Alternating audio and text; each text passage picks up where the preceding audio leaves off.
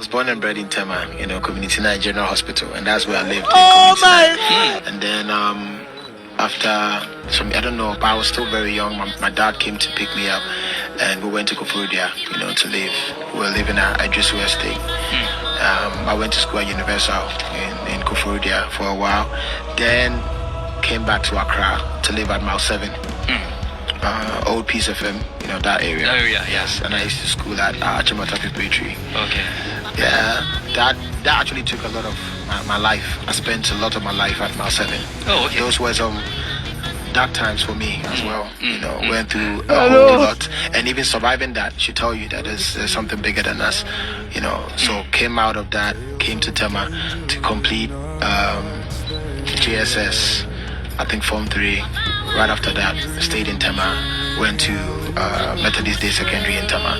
Yeah, and then right after that, I did IPMC, and then I'm still doing music now.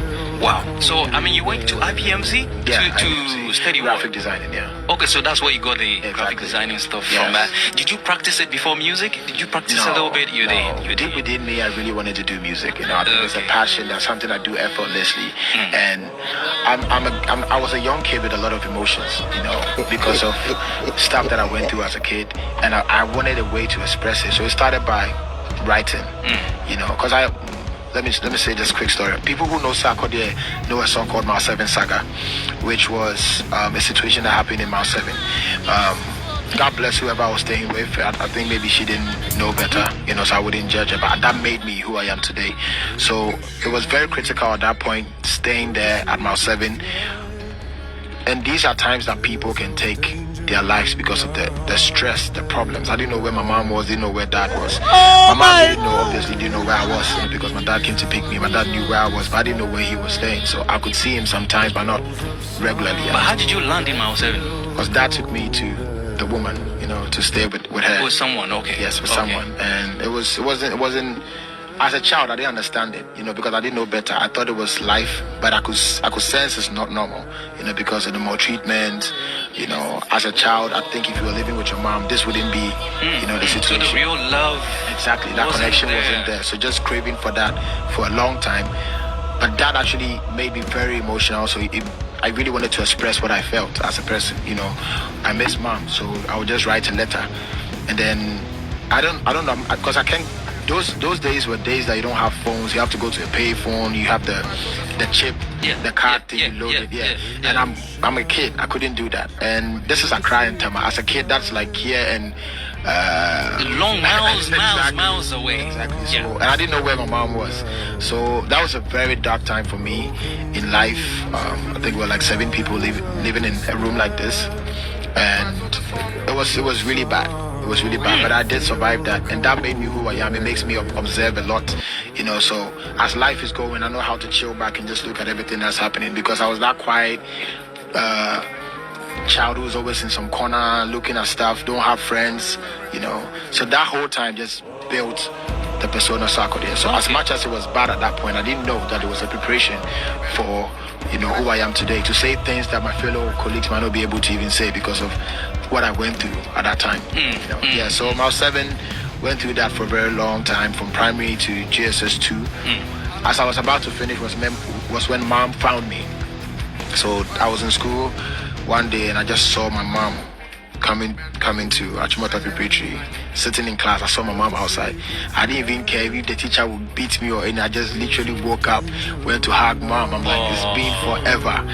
And she saw me, and I think as she saw me, the look, your face, yes, the way I was skinny, things were not well. You look sick, So, and as a mother, how they will react. They want to take their child away. So in the beginning, it wasn't easy. She had already had 4 to take care of, and coming to add me is not easy. So what she did was take me to where I was living, try to send her quota to the woman, to take care of me, just to keep me there, and at the right time she'll come and pick me up. So she used to come when we vacate, or sometimes I'll be in school, she'll come and give me money. I go back, I give it to the same woman, And the last time that she saw me, that she took me back to Tema, it was about 2 terms I'll complete school. So you could imagine how serious it was for her to not say, complete and let me come and pick you. No, we're going today. And that was an abrupt cut of your education. Exactly. And she was ready to take that risk. Yes. And she said, I'll complete from Tema. I'll have to come. I'll drive. A woman used to drop me off at, there was a place called CP Junction. Yeah. That now they have done the overpass, but then you walk through that. To school.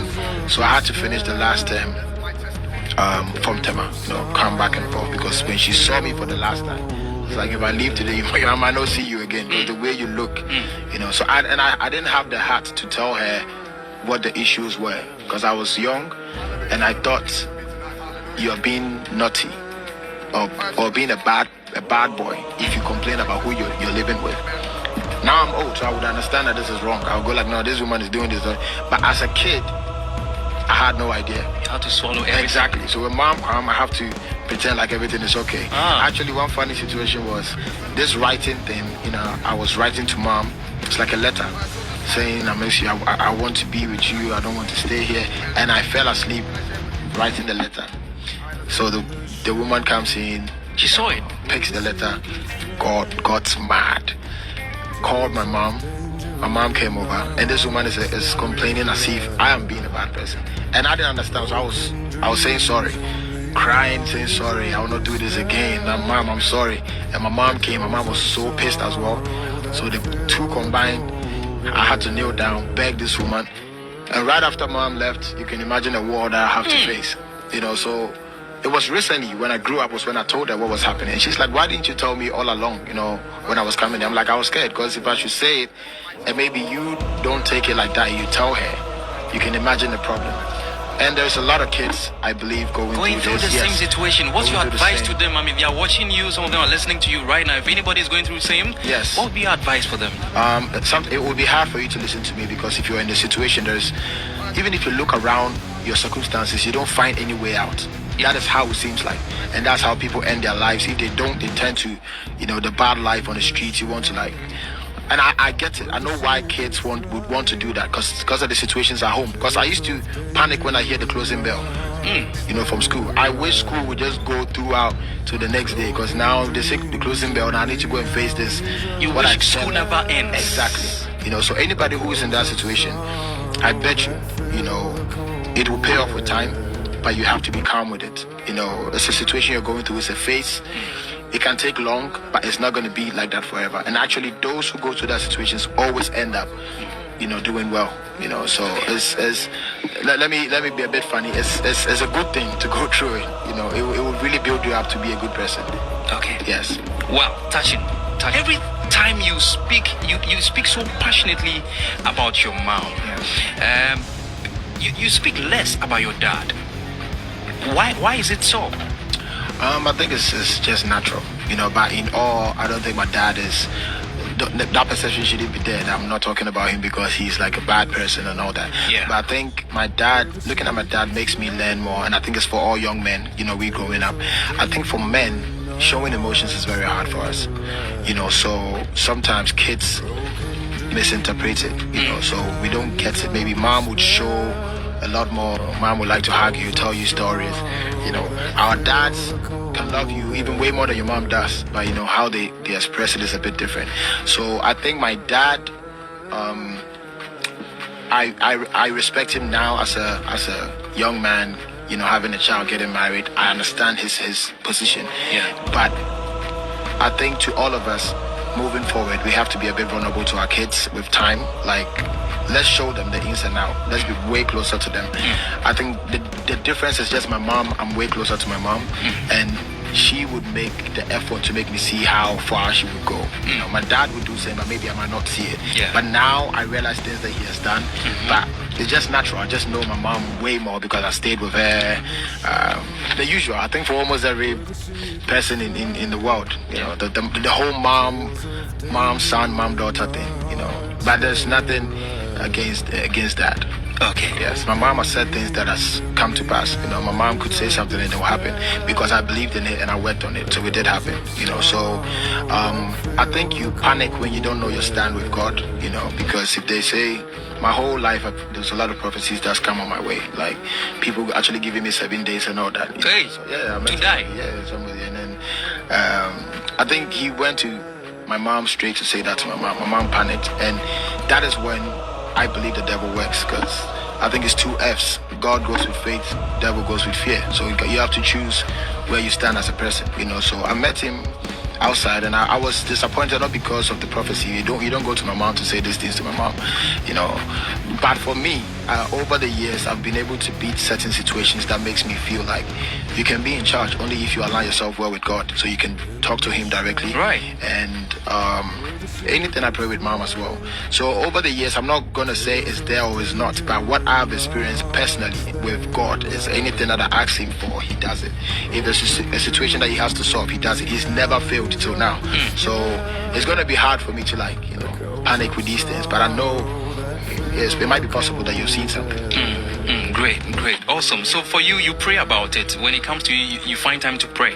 I think I pray almost every time, and my prayer has always been trying to, like, God to eliminate, you know, not totally. You can't take negativity out of your life totally. It will come, but then you need the wisdom and the understanding to go through these times.